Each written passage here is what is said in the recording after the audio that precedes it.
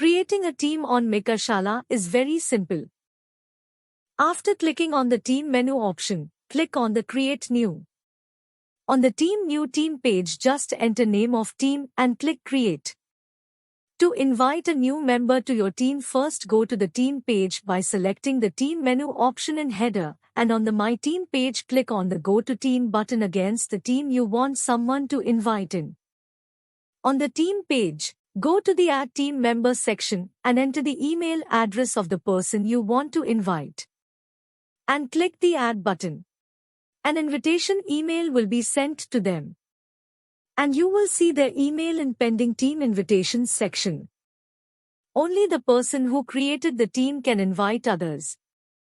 The invitee will receive an email mentioning the name of team they are invited to. To accept the invitation, you need to click on Accept Invitation button. After the invitee has accepted the invitation, all the team members will be able to see their name in the Team Members section of that team page.